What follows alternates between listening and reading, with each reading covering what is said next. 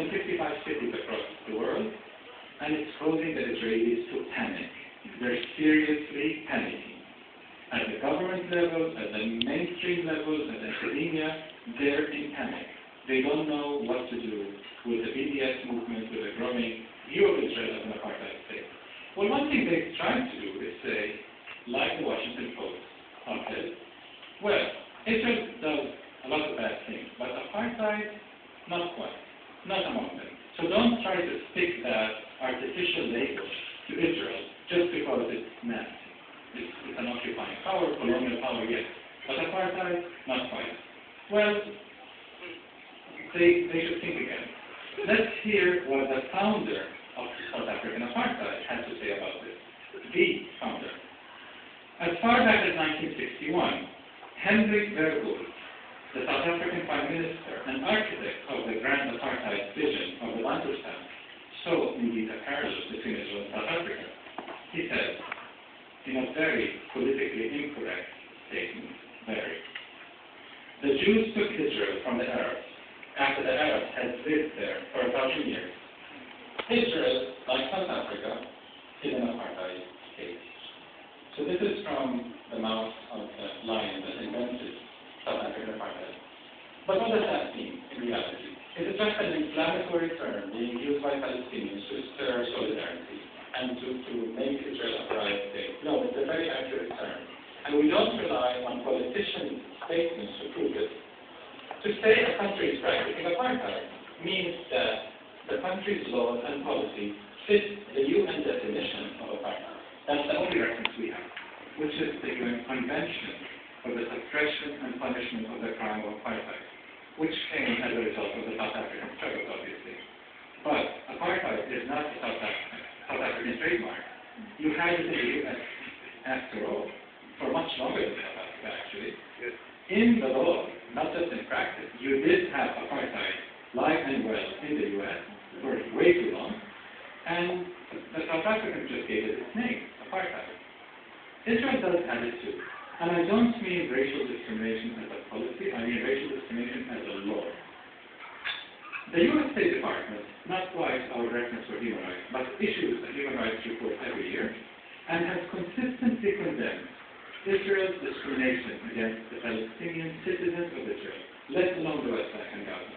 Discrimination within Israel against its non-Jewish citizens as institutionalized, legal, and societal discrimination. This is the U.S. State Department definition. Go online and check it. 2008 report, 2010 report, and so on human rights. So if the State Department recognizes there's a system of legalized, institutionalized racism, they call it discrimination, in Israel against its non-Jewish citizens, this is apartheid. This is the definition of apartheid. It's in the law. It's in the basic law, which is the Constitution of the State of Israel. On the ground, it means, and I'm quoting from an article by Chris McGree of The Guardian, who's an expert on South Africa, and he was the chief journalist for The Guardian in Israel for quite some years. He said the Israeli government reserved 93% of the land of Israel, often expropriated from Arabs without compensation for Jews, through state ownership, the Jewish National Fund, and the Israeli land authorities. In comparison, in colonial and then apartheid South Africa, 87% of the land was off limits to non-Muslims, to the indigenous land. So even at that level, Israel does much worse. At every level, whether it be land ownership, health, education, and so on, Israel practices apartheid against its non-Jewish citizens.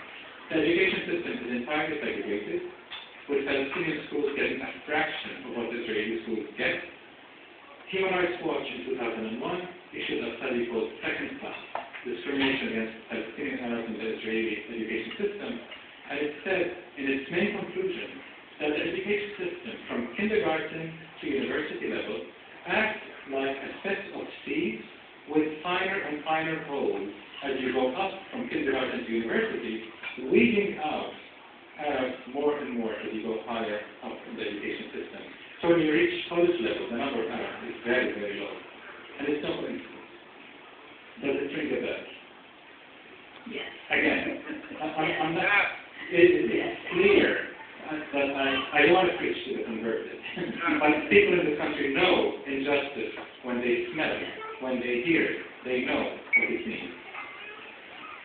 Most recently, with the Israeli war of aggression on Gaza, things have reached a completely, entirely different phase. We're no longer talking about Israel as simply an occupation, a colonizing power, and an apartheid. We're talking about Israel practicing acts of genocide, committing acts of genocide. This was the description used by Richard Folk, the current UN Rapporteur for Human Rights in the occupied Palestinian territories, and it was used by several legal experts around the world. Why acts of genocide? Well, there are many reasons. The ongoing siege of Gaza, which the Gaza Freedom March helped tremendously in putting on the agenda of the world, the siege of Gaza is in fact an act of slow death, of slow killing. They're choking people literally to death.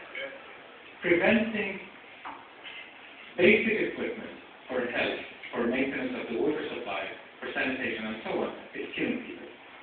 With cancer, many chronic diseases, people are dying from the simplest diseases, but there's no cure, and they cannot get proper health care anywhere. One example of this, which is particularly shocking, is something that Amnesty International points out in its recent report on denying Palestinians access to their water resources. They call it the blue baby phenomenon in the Gaza Strip. The medical term for blue babies is methanoglobulina, which is a blood disorder caused by an extreme rise in nitrate levels in the water supply. And why is this happening? Israel has systematically destroyed the sanitation system and the water supply system, the water purification system in Gaza, leading to 95% of the water in Gaza being unfit for human consumption. 95%. This means that if you're in Gaza, you cannot get good water, drinking water, unless you're rich and you can buy it from the smuggled water through the tunnels. Now, the rise of the nitrates causes this blood disorder, especially in newborn babies, or the most vulnerable. And it has symptoms such as blueness around the mouth, hands, and feet, and sometimes the entire body is blue. It causes serious problems with the respiratory system, choking sometimes, suffocation, and sometimes death. And this is a new phenomenon that was unheard of in the Gaza Strip, even by Gazan standards of siege and extreme oppression. This is new. And hundreds of people now, more than 300 Palestinian patients, have died because they were not allowed access to health care in Israel or anywhere else because of the siege. So total denial of such basic needs is causing the slow death of many people, among the 1.5 million Palestinians in Gaza, not to mention the war, which killed over 1,400 people, predominantly civilians. Goldstone, the UN fact-finding mission, issued a report authored by Judge Richard Goldstone and his peers. And for those who don't know, Richard Goldstone is a South African, very prominent international law expert who happens to be Jewish and who happens to be Zionist with links to Israel. But he led the UN fact-finding mission to Gaza and reached the conclusion that Israel committed war crimes and possibly crimes against humanity. I'll read you very briefly a description from this report about Israel's war of aggression.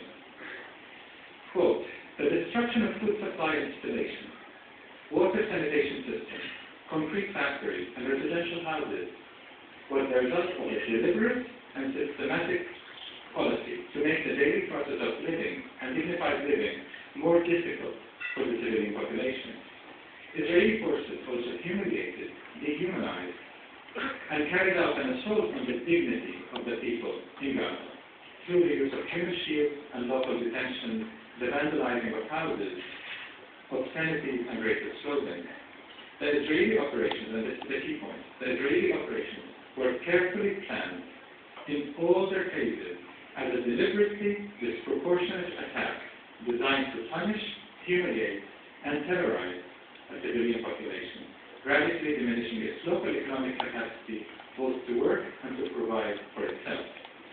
This has led Palestinians to say, we cannot rely on the powers that be international system of hegemonic power.